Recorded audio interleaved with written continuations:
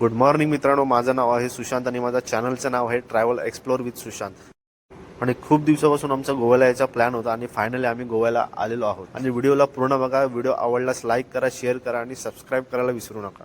आणि मी पोहोचलेलो आहे ठाणा स्टेशनला आणि आता इथून मी ट्रेन पकडून मला जायची आहे पनवेलला. आणि मी आता इथून पनवेलसाठी ट्रेन पकडलेली आहे आणि ऐरोलीमध्ये माझा मित्र भेटणार आहे आणि तो मला आता इथे भेटलेला आहे. आणि आता आम्ही पनवेल स्टेशनला आलेलो आहोत आणि येथील पुढचा प्रवास आम्ही कोकण कन्या एक्सप्रेसने करणार आहोत. आणि आता आम्ही चालू प्लॅटफॉर्म क्रमांक 6 ला आणि अर्धा तास वाट बघितल्यानंतर आमची ट्रेन ही आलेली आहे. आणि रात्र असल्या कारणाने मला जास्त शूट करता आलेली नाही.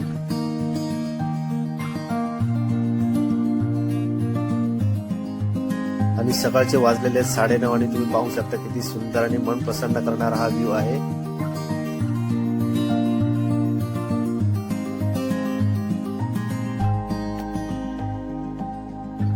आणि कोकण रेल्वेने प्रवास करायचं म्हटलं तर फेरीवाल्यांची ये जा चालूच असते. मग आम्ही फ्रेश होऊन या ठिकाणी नाश्ता करून घेतलेला आहे.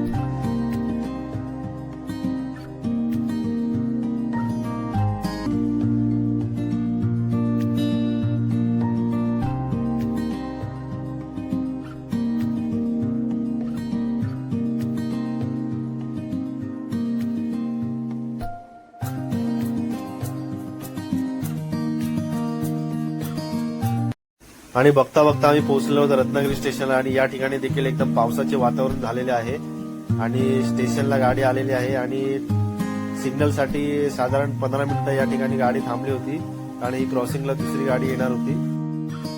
आणि मुंबईच्या दिशेने जाणारी गाडी ही या ठिकाणी आलेली आहे आणि आता आमची गाडी इथून रवाना होते.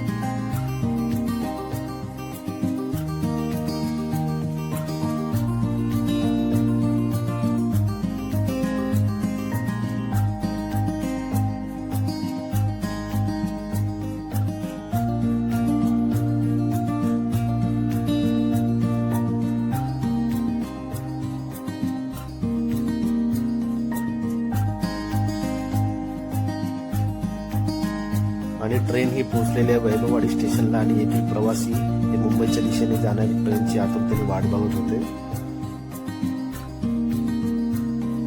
आणि साधारण 11 वाजता आम्ही पोहोचलेलो आहे थिविम स्टेशनला. आणि थिविम स्टेशनवरून आम्हाला जायचे होते अरंबोल बीचला. आणि येथून पुढचा प्रवास करतो आम्ही या काकांसोबत. आणि थिविम स्टेशनवरून अरंबोलला जाण्यासाठी 1 तासाचं अंतर आहे.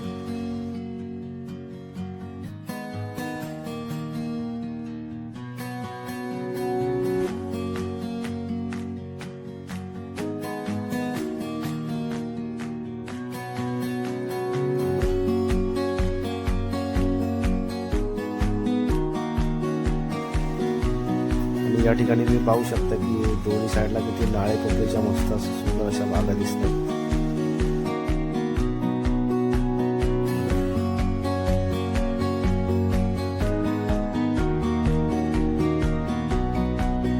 आणि या दिशेने पुढे जाताना आपल्याला रस्त्यामध्ये सुंदर असे एक मंदिर या ठिकाणी लागले.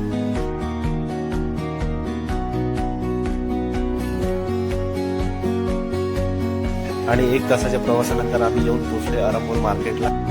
आणि इथूनच आमचे 2 मिनिटावर आहे हॉटेल.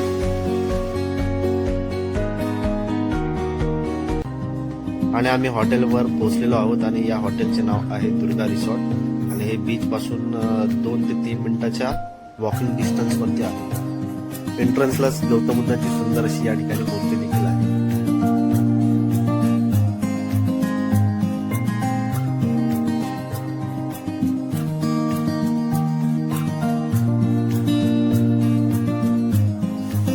आणि मस्तपैकी फ्रेश होऊन आणि जेवण करून आम्ही आलेलो आहोत बीचवरती राऊंड मारण्यासाठी.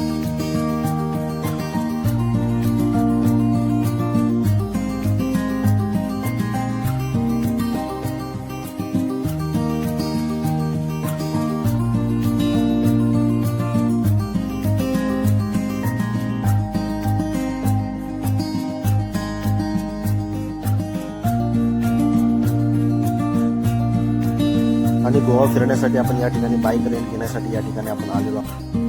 मोटरसायकल प्रतिदिन 400 ते 700 रुपये आणि कार प्रतिदिन 1200 ते 2000 अशा दराने आपल्याला गाड्या भाड्याने या ठिकाणी मिळतात. आणि या ठिकाणी जर तुम्ही कोणतीही गाडी भाड्याने घेतली तर तिची नंबर प्लेट ही येल्लोच असावी व सीझननुसार गाड्यांचे दर हे कमी जास्त होत राहतात. आणि इथून निघतो आता आम्ही पंजिमच्या दिशेने आणि आरंभोल ते पंजिम हे साधारण 40 ते 45 मिनिटं इथून अंतर आहे.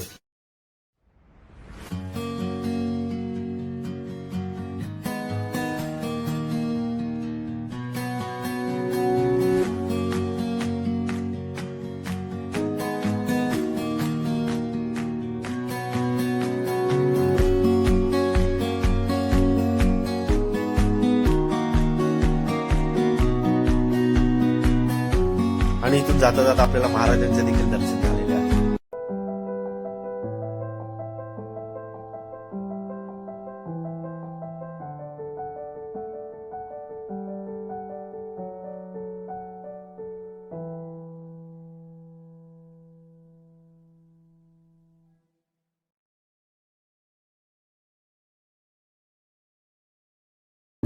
आता आम्ही अशा एका चर्चला भेट देत आहोत ज्याचं नाव आहे बेसिलिका ऑफ बॉम जेझस.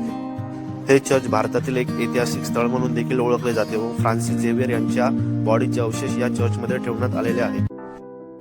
हे चर्च 16व्या शतकात बांधलेले आहे. या चर्चची रचना एका बारीक शैलीमध्ये केलेली असून ते कॅथलिक ख्रिश्चनसाठी एक महत्त्वाचे आणि पर्यटकांचे प्रमुख आकर्षण आहे. गोव्यात येणारा प्रत्येक पर्यटक हा या ठिकाणी आवर्जून भेट देत असतो.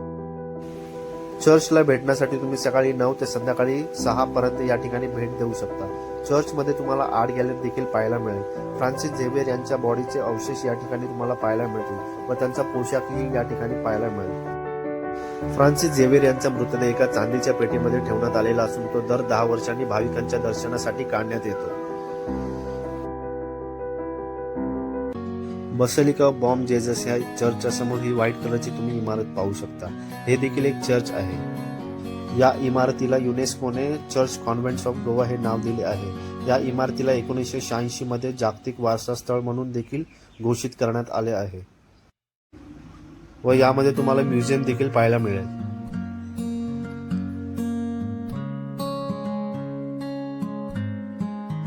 आणि आता इथून आम्ही जात आहोत लेडी ऑफ इमॅक्युलेट या चर्चकडे आणि हे चर्च साधारण इथून 15 ते 20 मिनिटाच्या अंतरावरती आहे.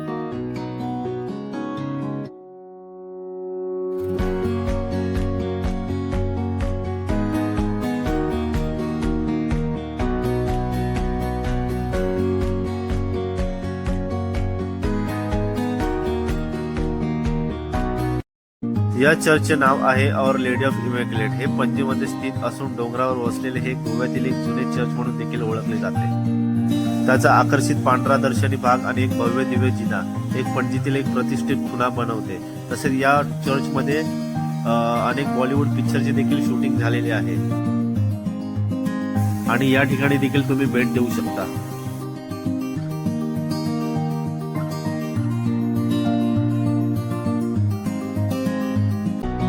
आणि आता इथून आम्ही चाललेलो आहोत बागा बीच मार्केटला. आणि जर गोव्याची नाईट लाईफ जर तुम्हाला एन्जॉय करायची असेल या ठिकाणी मोठे मोठे क्लब तसेच कसिनो देखील आहेत आणि यामध्ये तुम्ही एंट्री करून अनलिमिटेड फूड तसेच ड्रिंक आणि डान्स देखील एन्जॉय करू शकता.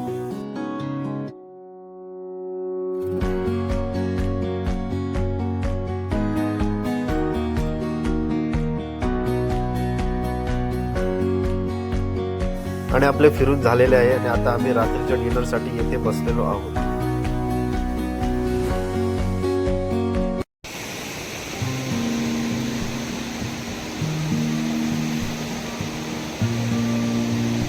गुड मॉर्निंग मित्रांनो. आणि मी सकाळ सकाळ आलेलो आहे बीचवरती राऊंड मारण्यासाठी. आणि गोवा म्हटलं की आपल्या समोर येतात ते सुंदर असे समुद्र किनारे.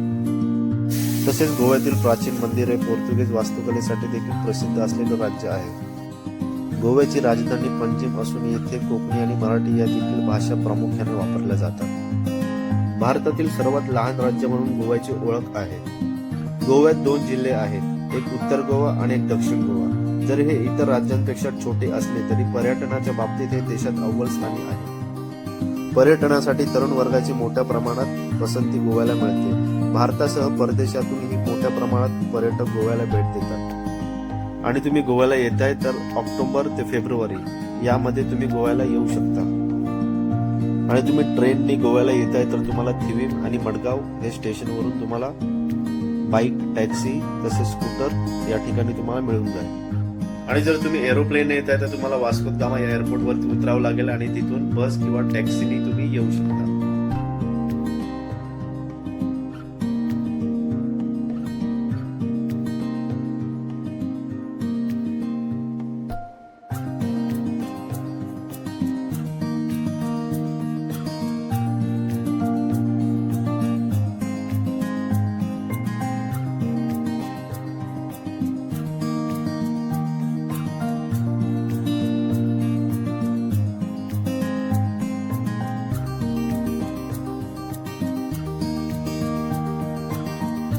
हा जो तुम्हाला समोर डोंगर दिसतोय त्याचं नाव आहे परशुराम टेकडी आणि त्याच्या पलीकडे आहे एक तलाव आणि त्या तलावाचं नाव आहे स्वीट लेक.